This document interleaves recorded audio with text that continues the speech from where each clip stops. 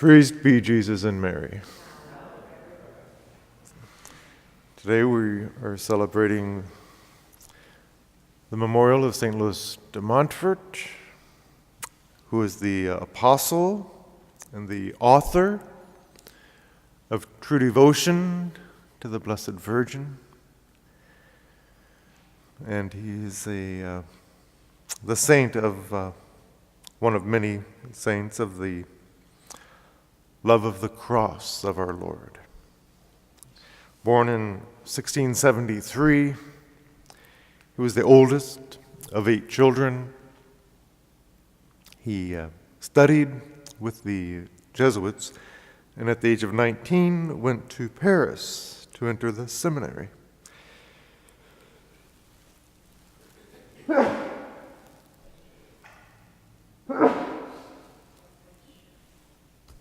Thank you. And although he was poor, he was aided by the charity of benefactors, and after 5 years he was ordained a priest in the year 1700.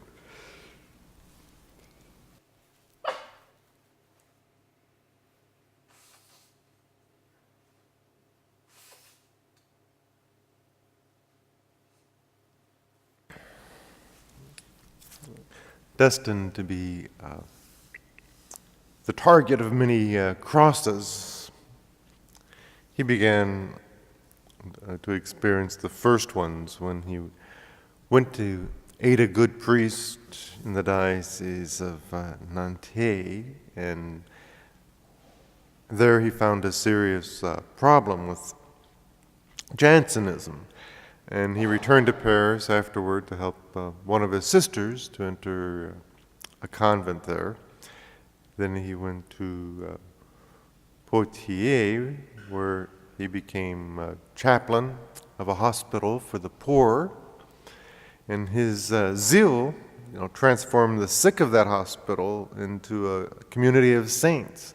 And there he established the kernel of his future congregation of the Daughters of Wisdom. Later, he desired to go as a missionary to New France, but the Holy Father, Clement XI, commissioned him to preaching in his own homeland under the bishops of France.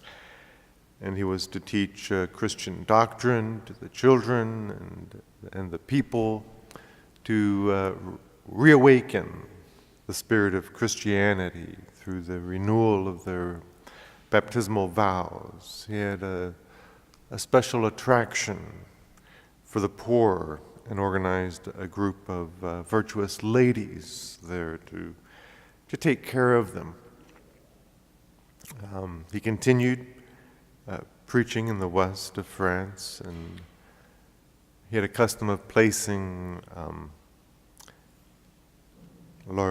erecting large crucifixes in the Calvary scenes. But he became the target of calumny for the angry Jansenist whose errors he preached against. He was even poisoned, but though this didn't kill him, his health was seriously impaired, to say the least. His enemies also succeeded in convincing the Bishop of Nantes to cancel the blessing of a large Calvary scene, which had been under construction by the people for a year.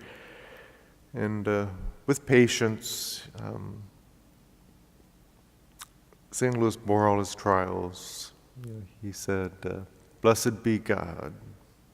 I have not sought my glory, but only that of God.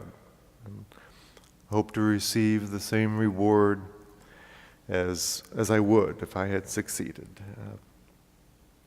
He was a member of the Third Order of St. Dominic, and he taught the Holy Rosary everywhere, converting many heretics. And before he died at the age of 43, in April of 1716, he had organized his Company of Mary at Saint Laurent, where he was buried and where he remains. His remains are still venerated. It was canonized in 1947. And here's a quote that we can meditate upon today from his book, True Devotion to the Blessed Virgin. He says, Mary is the faithful Virgin, and in all the souls in which she comes to dwell, she causes to flourish purity of heart and body, rightness of intention, and abundance of good works. Do not imagine that Mary, the most fruitful of creatures who gave birth to God, remains barren in a faithful soul. It will be she who makes the soul live continuously for Jesus Christ, and it will make Jesus, and will make Jesus, live in the soul.